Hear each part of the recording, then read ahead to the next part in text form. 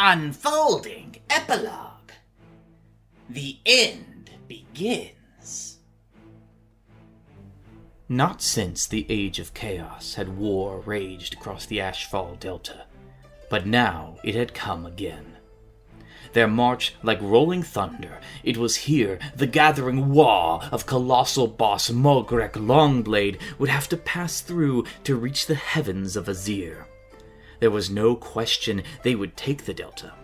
It was only a matter of cost, paid in blood and bodies, and a Tressa Red Hand intended to collect. Here, thawed by the hot breath of Ignoth's furnace, Moghrek's shackled Everwinter meant little. The freeze it brought simply turned the many waterways to muck so deep that his hundreds of rogue idols sank like trapped animals in tar.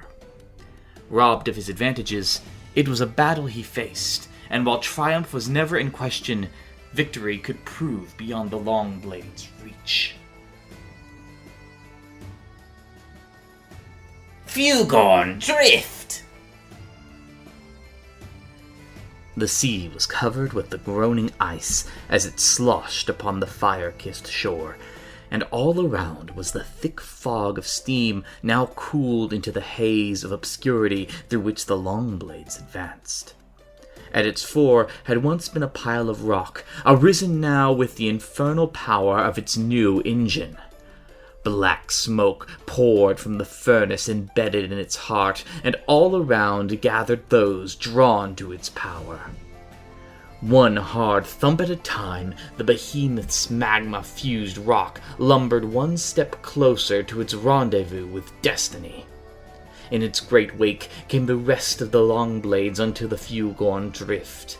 A heady rush of the Wah of Moghrek in a gale of the ice-cold Everwinter, only to be met with silence. There was no obvious enemy, no opposition to the landings, no defenders to be smashed and routed on the beach, no one to bar the way up the trails and natural causeways that led deeper into the heart of the island. Nothing but a few shadows that seemed to lurk just out of range in the thick fog, a few empty camps, some construction works hastily done and seemingly just as quickly abandoned. They had been here once, that much was certain. But where they were now, that was the question that stuck a mote of anxiety into the minds of Brutal and Cunning. The event slowed under the simple inertia of a long march through untamed lands, and slowly did the rise start to be felt as the base of the great lead-tusk Tor reached out to greet them. They were not quiet about it, and that had a power all its own. For everyone could see or hear the behemoth of burning fire and black smoke in the midst of the Longblades. The shroud of fog riding the edge of the Everwinter's reach, mixing with the steam of an infernal engine. They had watched the landing, seen the destruction wrought upon the beach, and understood in that moment exactly why this new deployment had been ordered. A deployment far away from the shore's reach, far away from the jungles and fields and swamps favored by the more cruel evolution of the Auric, and why they were here upon the rocky crags of the slopes of the Lead-Tusk Tor with clear fields of view to what could come from below. If you give them a clear target to smash, they will smash it in a frenzy that won't abate until everything is destroyed. We do far better to bore them than to bleed them here, she had said. Make them doubt if we are even here or wish to fight at all, then hit them with a fury they cannot recover from. The worry in the Decorian's mind was that it also gave the Longblades the balance of the island without a fight, and led them right to the base of the Tor unchallenged. A mighty thing the Tor was, but it was also a place easily cut off and surrounded. Tall towers make for lonely sieges. But if there was one thing to be said about a Tressa and her red hands, it was that they loved riding that knife's edge above calamity. None of that truly mattered, however, for he had been paid, and entrusted to blunt the Longblade's assault. Until our last dying breath.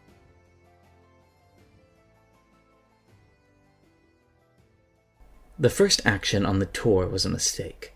For a small unit of Iskarnath rifles was still trying to entrench themselves on the slope, not realizing they were in the wrong position and well out of the line they were meant to be in. They became easy prey for Gazlock Blackstone and his gut-rippers, who made them pay the price for their mistake in a most proper, cunning way. Whatever preconceived notions both sides had for this fight would be proven wrong, as the Tor's slopes were painted in this first drawn blood, and the battle started to form from where this first die was cast. With the infernal chugging behemoth came a tidal wave of fur and fury up the slope of the Tor, hoping to exploit that mistake into a wider breach. Screech Sutlung riding upon the behemoth itself in a frenzy of zeal to bring all to ash, only to crash headlong into an avalanche of onrushing rock, let loose in a staccato of black powder explosions. Then, what had been basalt forms among the slope revealed themselves to be an interlocked shield wall, and behind it, the telltale flash of Iskarnath rifles was seen, and struck in a well-timed volley before the sound of their rapport even registered. The southern slope of the Tor became a maelstrom of brutal fighting as the long blades pressed their assault hard, always seeking to hit hard and find the seams through which they could keep pressing forwards and upwards, while the red hands fired and maneuvered with both skill and ferocity to blunt each new thrust from the long blades. What had been desired to be a war of cunning ambushes through jungles and lush terrain was instead a nasty attritional battle upon the steep, rocky slopes of the Tor, with each side rushing reinforcements to the flanks in the hope of finding a way through the impasse of clashed and embattled lines. To fight a behemoth, you need a behemoth. Wherever the Chug Lord behemoth strode, death came to the Red Hands. The Long Blade's reforged idol was drawing power from the destruction it wrought, and, seemingly, the closer it was to one of the great Tors of Ignoth's furnace. No shot, nor spell, nor avalanche of rock did any real harm to the thing, and no weapon of any real power to stop such a construct had been able to be brought up to the heights of the Tor. Dareth knew what had to be done, but had genuinely hoped it had not been needed in this fight so early. But it was. A prayer. A clarion call to the heavens, answered in the roar of one of the great Draconiths. The raven's heart knew the sound of Xerithius as one knew the voice of their oldest friend. The Lord Celestant stepped into the fray with his annihilators as the draconic form pierced the veil of Everwinter with a gout of lightning into the foe. The Chug Behemoth would be brought low, but at a terrible price. Xerithius would limp back into the sky, but Dareth Ravenheart would lay broken and smashed under the felled idol. The Sigmarite Great Hammer he had driven through the behemoth's chest and smashed the engine that gave it power, still clutched in his hand as the lightning took his soul back to Azir. The Longblades had been stopped cold upon the slopes of the Tor, and now it seemed the true battle would begin. For when both sides had gazed upon the loft peak of the lead-tusk Tor, it was the same light of inspiration that took hold. Neither side had any way to know that their end goal was not simply to the same end, but that each of their efforts were actually in near-perfect harmony to achieve that end. Two rituals in nearly identical conjurations, enough that the wild melee of battle moved past all those casting geomatic ruins, for it was assumed it was part of their own side's ritual, and in the haze of battle, it was difficult to tell friend from foe, especially when the chanted words were the same, so they focused on moving to support those already engaged in battle. The end result was a ritual of far more power and portent than either had envisioned. The Craven Rock, a catalyst, a burning heart of pure mixed realm stone like so much thermite, was cast into already molten rock. Held steady within the summoned hands of she who had been nameless, but had taken back her name, Caridia held fast to the borrowed power of the astromatrix that held her catalyst from venting its full effect until she had sealed the magma chamber at the top of the Tor. But she needed the Everwinter, and that power was being denied to her by the constant need to defend herself. She needed to be able to focus, to root herself in the ley lines of power and draw the strength she needed through the realm itself.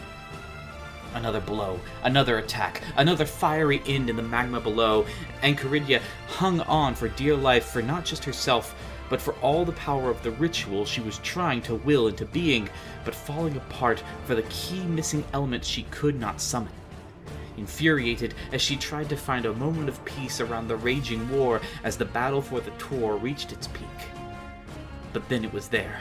Not simply a summoned piece, but an actual pure mote of the Everwinter itself, summoned with more power than she could have managed, and laid within her reach practically as if it were a gift. Caridia's bloodshot eyes locked with the determined eyes of Vargana as the Yisadatar brought the Everwinter to the Tor to enact the final piece of her own ritual. The two weavings of power harmonized in a sudden moment of shared purpose. The Tor would erupt, and they would make it happen. A moment of peace, strangely shared between two bitterly opposed wills as they worked to bring the Lead-Tusk Tor to life in the full fury of its awakening, as the last glyphs of power were laid in their mandated order. The basalt of the peak trembled with the stress building upon it. Once easily vented, now compounded into ever more expanding fury as the catalyst trapped in the heart of the magma chamber compounded the power in play, sealed fast into a pressure cooker of even more amplified fury by the Everwinter that kept its top sealed shut. The rumble grew louder as more and more rock heaved under the strain. The inward-sloping conical shape of the Tor took on an alarming swell for those able to see, and for those on the Tor itself, the violent shuddering and shaking as rock that was meant to bend started to break under the strain of doing so. The end was inevitable, but as with all things, it was about the hands that shaped that inevitable ending. The battle for the Fugorn Drift was decided in these moments. The Named One and the Daughter of Ice holding the hopes and dreams of their respective sides as they pulled all their will into being the final hand that would shape the coming eruption. It was in the moment between breaths, between a finite realm of mortals and the veil of endless time, that she understood, that she could see, that she perceived all the paths of fate unfold forwards and backwards from that moment in which they now stood, into what had been, and into what could still be. And in that sudden power of knowing, she found the upper hand. Caridia smiled, remembering the ancient words spoken by another facing just such a moment near a mountain like this. Fortune favors the bold. And she spoke the last word of her life to seal the last glyph of her ritual. A day off. It was as if time itself stopped for those moments. All the rumbling and powerful tremors as the very rock at the core of the Lead-Tusk Tor violently fought to free itself stopped. Unnatural. Unnerving. Then the pure gout of fiery power blasted forth, burning with the igneous red of pure Axian rage. The crack of this thunder louder than any storm, as the eruption shot more and more fire and molten rock into a black rising tower above the Tor. The fog and storms blasted back as that column rose in pure red hate, turning into a black darkness as it roiled higher and higher, fighting its way, trying to reach back down to strike at the volcano, which continued to shove it higher and higher into the air with yet more fire. Abound the drift, and indeed upon the rest of the delta, where there had just been the cold grip of snow, now came fiery ash. Another blanket to rest heavy upon the delta, ice and fire coming down, burying all beneath it. What Hishlight remained was slowly choked out, until little more than a blood-red disk pierced the veil, until it too faded, for only the fire of the Tor and flashes of lightning in the supercharged clouds of storm and ash put a terrorizing illumination over the battlescape. But the fire of the Tor was still in the ascent, and all upon the drift knew they had precious moments of time to escape before that tower of fire and fury would stop its climb into the heavens and come crashing back down into the great pyroclastic tide of death that would wipe clean any who were foolish to stand in its path. The hands that had summoned it were unable to tell which had won that final battle of wills, and which side of the tour would be brought that fiery end until the cinders started to fall. It started with large, heavy stones, burning hard as they came down, and then smaller and smaller stones that seemed to fall from much higher up. And then there was nothing but the roar of untold stones and fire as the cinderfall came at last, and that great tower of flame and fury collapsed upon itself back down from whence it came. Only Gazlook Blackstone made it to the safety of Azoth's ships, and from the blazing fires of so much burning jungle and the now clear flow of fire magma down the Tor slopes, it was clear no other Longblade would be found among the living. Only the few eerie shapes of what might have been living forms now cast into the shells around their once mortal forms. Sentinels of ash and Everwinter, bound in newly cooled basalt to be an echo of what had happened this day. The Red Hands were in a far better shape, but rapidly fleeing along the less deadly slopes of the Tor. For while the full fury of the eruption was not being vented upon them, it was still no place to be if they wished to continue to live, or as alive as they were in their current forms.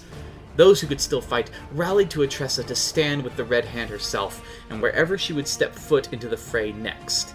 The rest fell back upriver towards the Prime Dominion. Clear to all was the fact that the grip of Mogrek's Everwinter would not grasp the Fugorn drift, and not for as long as the Tor still spewed fire, echoing the last word of Caridia the Named. Result: a Red Hand's victory. Infernata.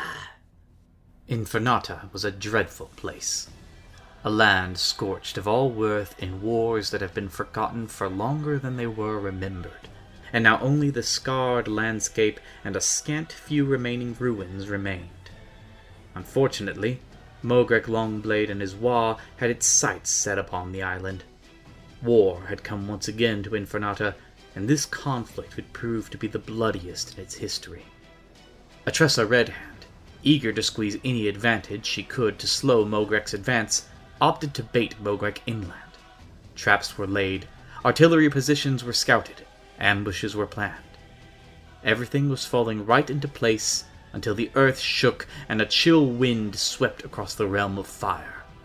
In an instant, the defenders knew Mogrek's forces were upon them. The Longblades had expected a proper fight on the beaches, yet to their dismay they found no resistance at all. Most chalked it up to the known cowardice of the pointy ears. Some of the more excitable warriors were upset by this news. No fighting? No looting? What was the point? After marching further on, the Longblades' rampage of boredom finally reached the first trap near the gleaming tower.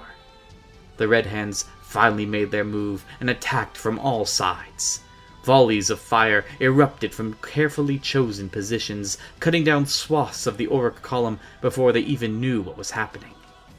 Deafening war cries echoed through the battlefield as High Templar Aethidor led a thunderous charge towards a mob of Auric shamans, and with a mighty crash they carved a bloody path through the Longblades' ranks. The High Templar and his cavalry saw their enemy's resolve waver and reformed for another charge, prepared to cut them down once and for all, until a Trogboss, tossed by a Clan Quixote Gargant, struck Aethidor, killing both instantly and covering Aethidor's men in a blinding spray of gore. Shocked and leaderless, they became easy pickings for the cheering Longblades, who routed the panicked cavalry with ease. To the Red Hands, the Longblade army appeared without end. More and more Uruks, Ogres, Gargants, and even Mordants charged into the Red Hand defenders.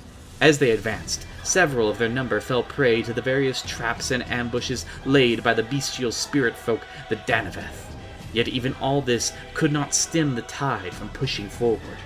For every Longblade struck down, 5 more took their place, and were just as eager to fight. Gargants pulled boulders out of the earth and hurled them onto the defensive lines, and soon the order was given to retreat further up the island. Fighting continued up the length of Infernata, rivers of blood forming in its valleys, and bodies piled so high at points the front lines made makeshift fortifications of them. Through all this carnage, the Red Hands fought on.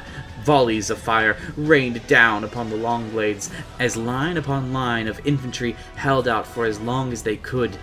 Yet the Longblades never ceased in their assault, pouring waves of their own into the Red Hands in a constant battle to break them. The Red Hands were beginning to falter, each wave of Uruks gaining slightly more ground than the last. This was not lost on the Longblades, who committed even harder to breaking the defense. One by one, the Red Hand positions fell to the Longblade assault, until every single Red Hand who had not fled in defeat was dead. Battered, bruised, exhausted, the Longblade war parties had taken their blood-soaked prize in the name of Wa Mogrek. Results: a Longblade's victory. Flare Crux spit. As battles raged elsewhere across the Delta, uneasy silence hung over Flare Crux Spit. The steep, obsidian sides of the isle were daunting, a natural defense crowned by the ruins of Skalderbright.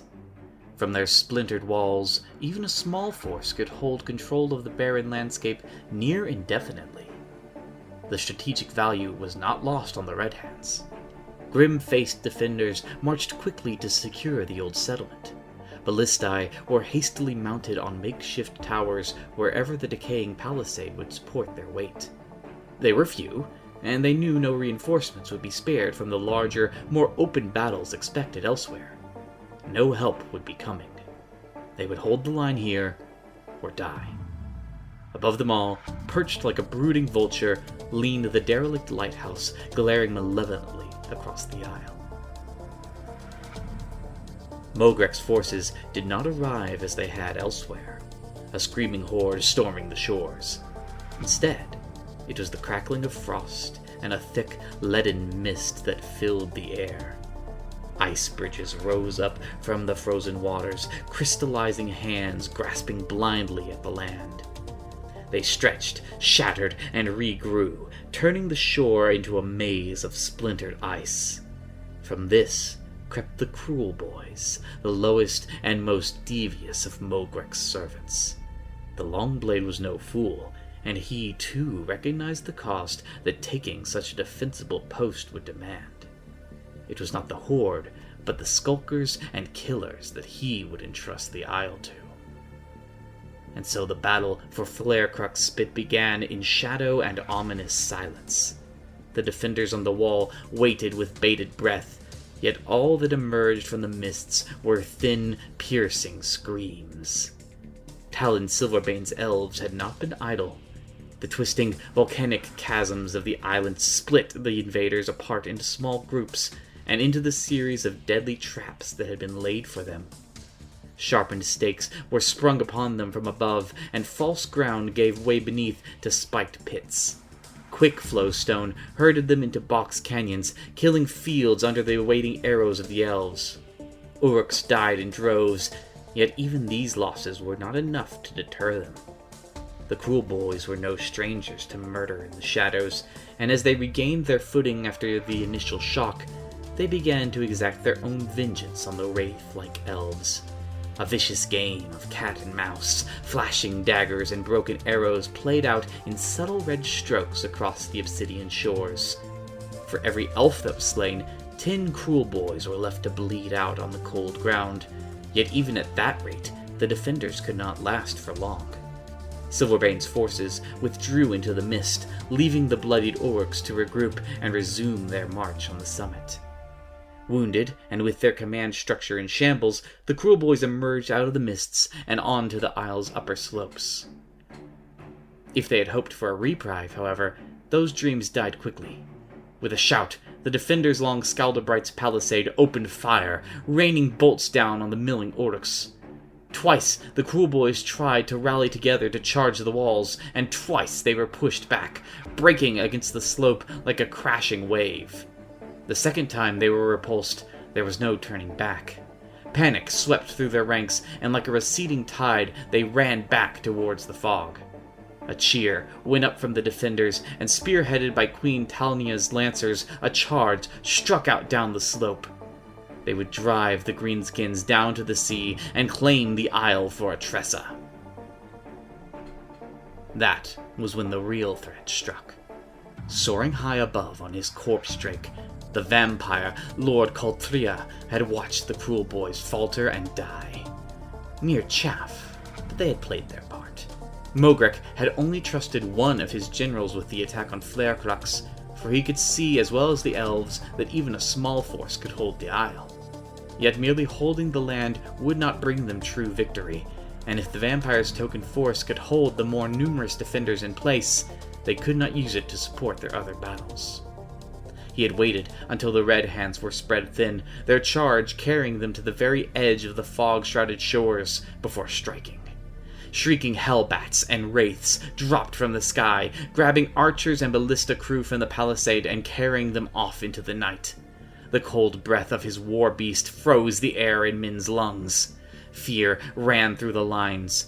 Coltria struck hard and fast, fading back into the sky after each charge. Panic was on their side now, but he knew that the defenders would regroup in time and their headstrong allies would return. Then, weight of fire and spear would overwhelm his small group. He had no intention of letting that happen. He only needed to hold the defenders, keep them reeling and their attention scattered. The Longblades had one last trick up their sleeve. With the sound of an avalanche, the crystalline surface of the Hollow Soul Lake shattered upwards as a massive, smoldering idol pulled itself to its feet. Loose earth tumbled from its obsidian sides as the magical construct strode forwards, quickly picking up speed as the meteoric movement behind it grew. With a crash of timbers, it burst through the palisade, the old wood barely checking its charge. Wooden splinters shot through the defenders. One massive stone fist crashed down on a ballista net, rendering the priceless war machine into so much worthless timber. Coltira smiled and sent a mental command for his forces to withdraw. They had completed their mission here. The stone idol waded through the defensive lines, raising an arm to smash another war machine, when a lone bolt trailing electricity struck the side of its head.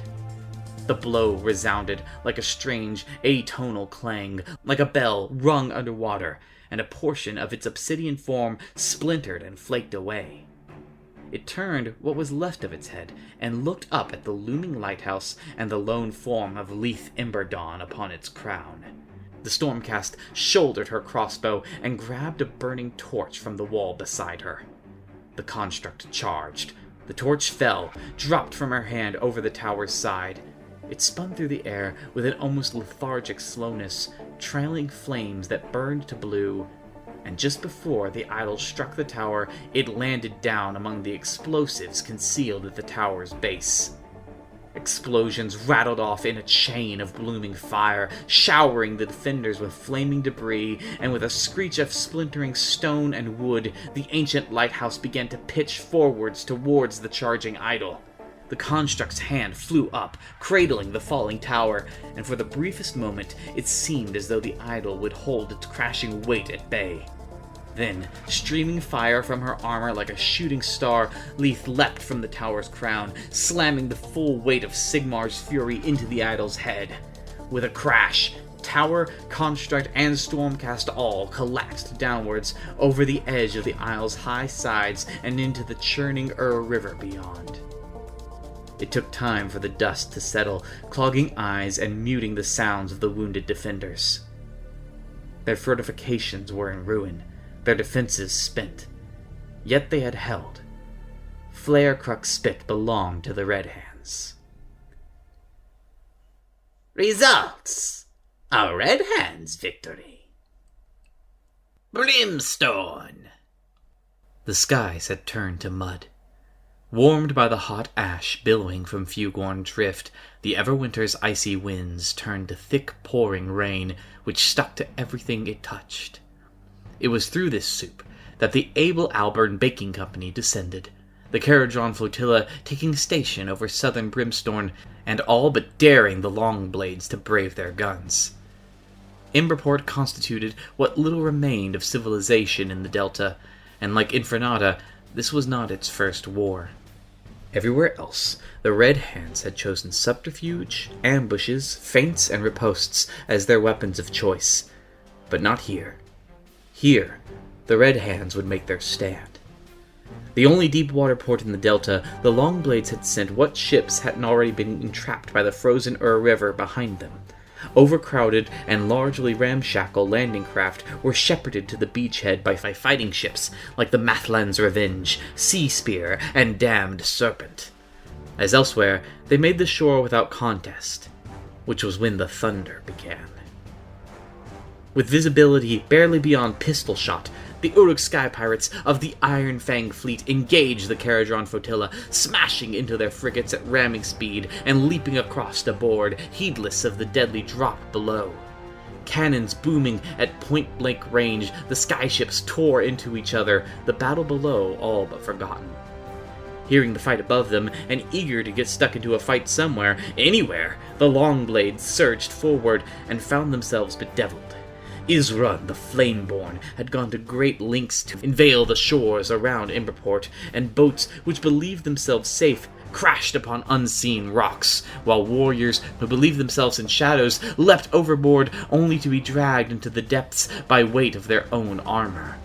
Then came into the mist shrieking demonic screamers, clawing at the Mathlan's Revenge, which turned in the confusion, running afoul of the Sea Spear and pitched yet more overboard in the collision. Those warriors already on the beach ran headlong up the ravine into hidden traps of Axian blaze cactus, a particularly volatile and explosive plant.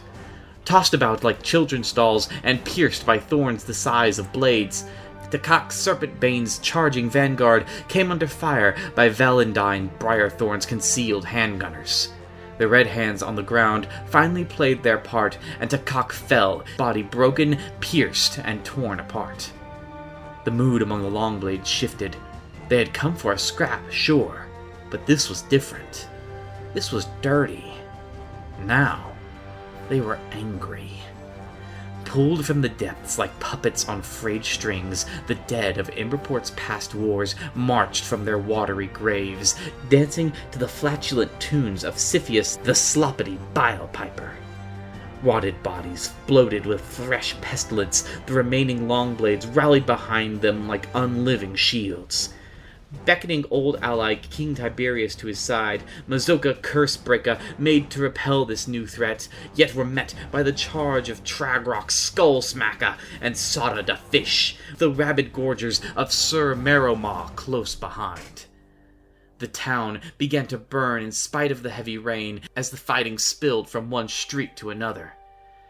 It would be Captain Cassiope who first recognized Emberport was lost and employed her ship to rally those she still could under cover of Isrun's faltering sorcery.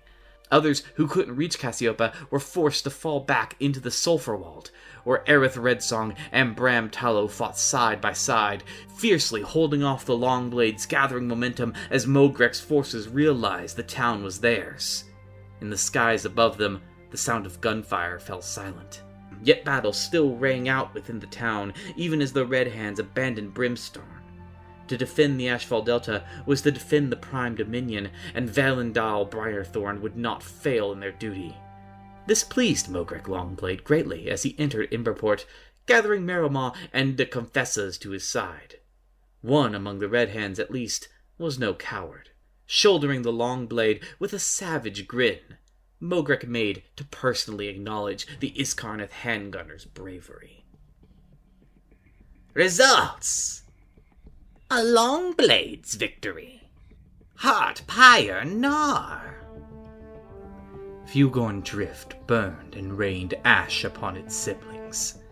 The dead lay piled upon Infernata, while bitter bloodshed defended Flarecrux's spit. And the best laid plans went awry in Emberport. Yet perhaps the fiercest fighting in the Ashfall Delta occurred across Heartpire Nar, where the war would be decided in earnest. The centermost and largest of the islands, Heartpire Nar trembled beneath the march of armies. It was here Mogrek's most unlikely ally made their play, as howling masses of flesh-eaters spilled ashore, utterly lost in their delusions of righteous crusade. The Dawnbringer settlement of Runefall held out, defended and delivered by the storm-cast Eternals of Dareth Ravensheart. The Dwarden brewery of Harkdeep did not fare as well. Greyfeared Fireslayers, hired at great expense by the Iskarnith Seraphate, fought until defeat was certain, and charged from the brewery's gates with oaths spilling from their lips and smoking pipes between their teeth. Atressa had unlikely allies of her own, and sent them against the cannibals threatening to overrun the Red Hand's readouts. A tactical genius by birth, the Skaven Twistwhisker of Clan Scryer would demonstrate as much by luring the Flesh-Eaters into open battle before laying waste to clan rat and ghoul alike in the chattering cacophony of rattling guns. Their momentum faltering, the Longblades sent their next wave. Countless Trogoths lumbered inland, accompanied by a horde of Spiderfang Grots. Twistwhisker would turn genius to them at Wormwater, laying low a heavy Arachnarok with warp-stun gunfire. Slipping behind the attackers' lines and into their Loon Shrine, Gutter Runners knifed the Grot Boss, whose death yelp alerted a pack of nearby squigs to an easy meal, who also devoured the unfortunate Eshin assassins while they were about it. Skaven weren't the Red Hand's only strange bedfellow. The Seraphon of Chax fought the rampaging Trogoths in the North Marches, and fell with the torn flesh of their enemies still between their teeth. The remaining grey-feared Fireslayers fared better, fending off the battered Trogs from atop the wickedly cruel walls of Scorchbrass Keep. This second wave all but cast back into the River, victory appeared well in hand. That was when Mogrek Longblade landed, and he was not alone. Killaboss Mucka Faceripper accompanied him, eager to claim Atressa's head for his new boss. Dreadlord Estanus held himself apart, while Sir Meromah and the Confessors could barely restrain themselves. With the sound of rolling thunder and ash mud beneath their boots, they made for Breakspear Castle. Battle already raged there. What remained of the Abel Alburn Baking Company's flotilla found themselves beset above the castle's ramparts by vessels once of Caradron make, yet belching warp fire and improved by Skaven mines.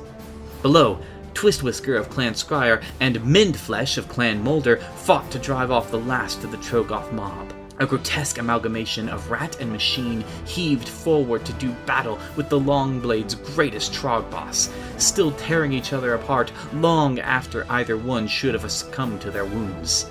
Accusing Mendflesh of incompetence or perhaps outright betrayal for the abomination's death, the two Skaven masterminds quickly turned on each other, loyalties forgotten. Mogrek's arrival on Heartpire Nar had not gone unnoticed. Although it went against everything she had always been, Atressa had stayed behind, trusting her generals to lead from the front and waiting for Mogrek to make his play. Atressa Redhand had kept the truth to herself, and she was not proud of it. Every report had claimed Mogrek could not be stopped before he reached the Prime Dominion. Warden of the Seraphate, she stood responsible for its defense, and had listened while Dariel, Caridius, and Iden devised the Dawnhammer bombards with which to destroy Mogrek's rogue idols. Battle was all she had known, by choice at first, and then by necessity, for survival. She had attempted to embrace these years of peace, that serenity was not surrender, and yet it would never be home. For the first time, she felt grateful that victory eluded her in favor of Dariel. Her need for conflict would have destroyed the very thing she meant to protect. Yes, she had kept the truth to herself. She meant to kill Mogrek Longblade before he ever reached the Prime Dominion. The Seraphon brought word of Mogrek's approach. Once her equerry, the Black Pilgrim Eris Bloodwrath, rallied those who could be found, Bram Tallow had just returned with the survivors of Emberport, the forces of Shirakul and Hilaku with him.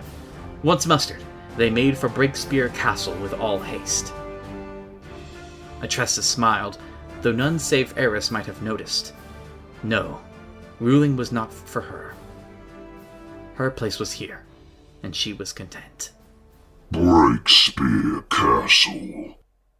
So long ago was the castle built that entire trees had seeded, grown, and died about its walls. Mogrek regarded the place with contempt. Perhaps, long ago, before he was tricked, Breakspear would have been worth kicking down. It was a ghost of itself now, bones left standing in a mockery of life. They had fought well, these red hands. He couldn't say the same about all those that had called themselves Longblades. The ghouls, the trogs, the grots, they'd all been bashed proper. Good, he thought. That was the way of things, and the boys still standing were stronger for it. Breakspear belonged to the Longblades when a Tressa Red Hand besieged it, but Mogrek would not be found cowering behind castle walls. With a bellow, his lads poured out or threw themselves from the parapets onto their enemy. Shiragul tore into the Confessors, and Heliku smashed Sir Meromar to the ground. Bram Tallow and Dread Lord Astennis clashed while in the eye of the storm. Eris Bloodwrath led her war party into the Frostbiter's teeth, and with them Atressa and Mogrek. The sheer bulk of the Colossus boss was unmistakable even through the falling ash. Atressa's breath caught. In all her years, she had never seen such an Uruk. They had spoken of him as a beast birthed in the age of myth, and for the first time, she believed them. Bram's Free Guild and Eris's Bloodbound fought side by side. Mogrek swung his namesake like a scythe, cleaving apart half a dozen of them with a single blow. The lines of battle parted, and Eris called Atressa to her side as she charged the Colossus boss. Atressa Redhand sprinted to keep up with the galloping brass and brimfire juggernaut.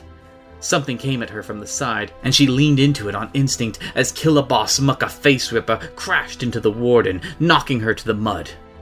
Alone now, Eris swept her axe up and into Mogrek as she rode past, yet the blow glanced off his armor.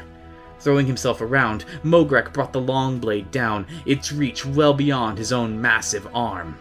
Eris pitched in her saddle, dodging the backhanded swing even as it cleaved the snouting head from her juggernaut and sent both crashing to the ground. Mucka hooted and hollered as he pressed his attack, hacking at her with axe and flail as she scrambled to get away, unable to find her footing in the muck.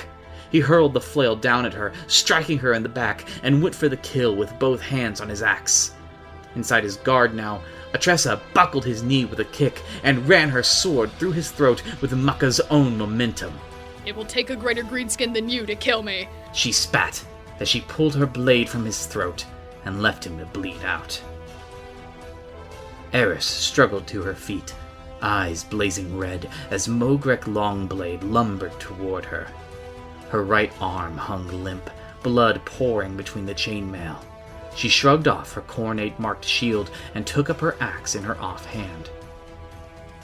"With it, or on it," she remarked, spitting blood on the shield.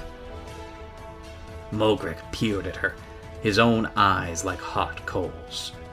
"When I put you down, you don't get back up." Eris came again, and Mogrek kicked her in the chest, stomping her into the ground and twisting his boot atop her broken body. When he stepped away, she stayed down.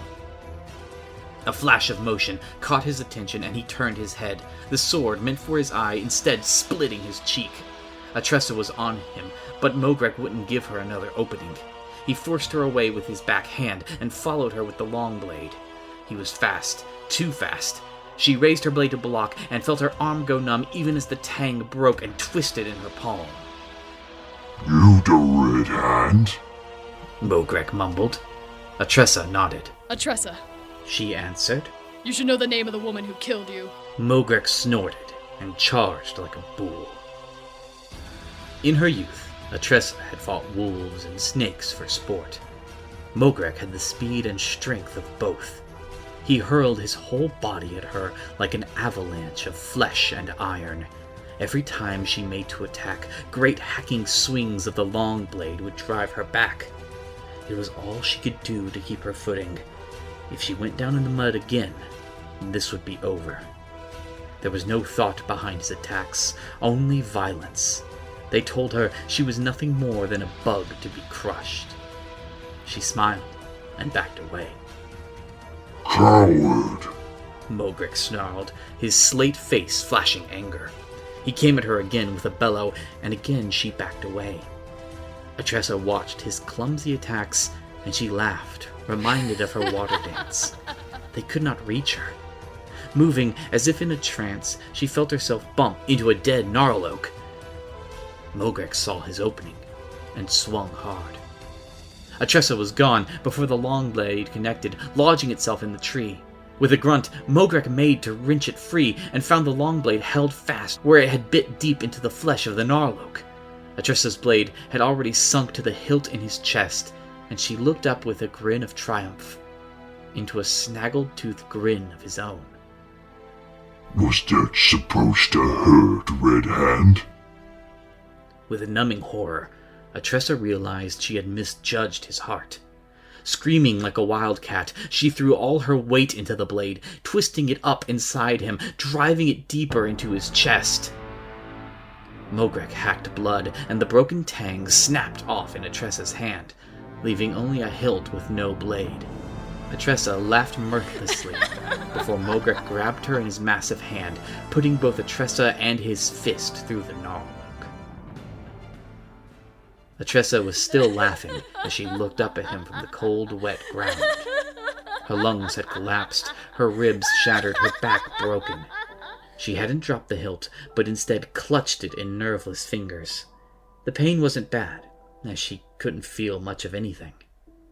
He towered over her.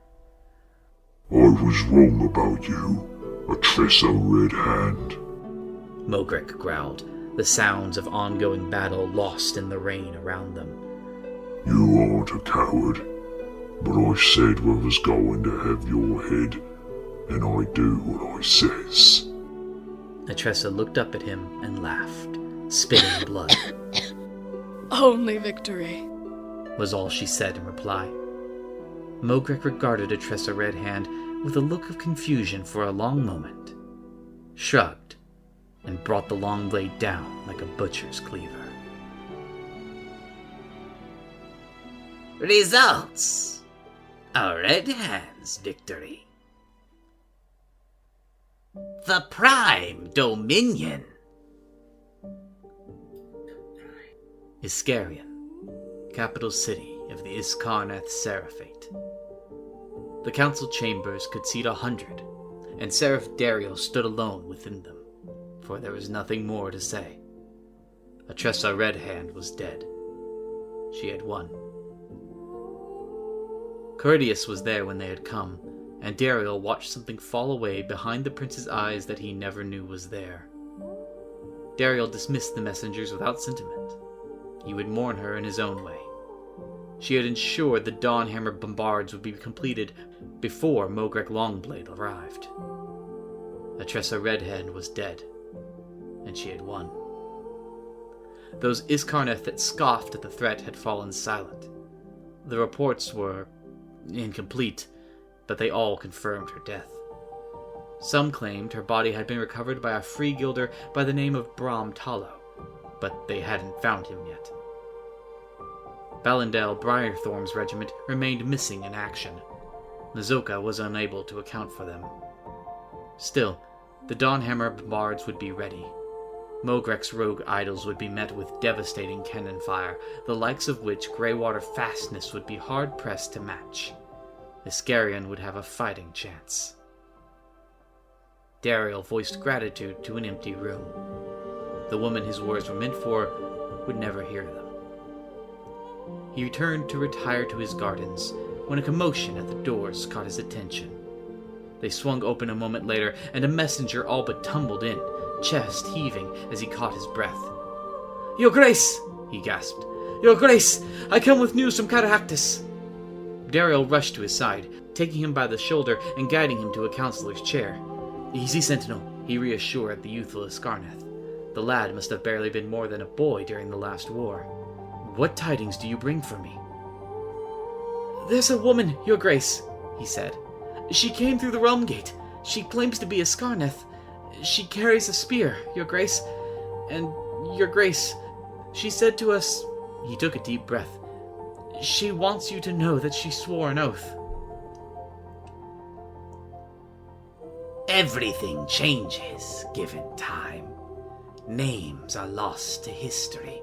caught in the bloody machinations of nations and dynasties who are themselves adrift amid the turbulent tide of years. From a distant enough vantage point, even the gods appear as afterthoughts, while the mortal realms grind like cogs in an unfathomably vast machine. Yet all history was once lived, and all wars fought for a reason. Each fleeting life so desperately spent had its own meaning, its own purpose. Legacy, ambition, a way of life.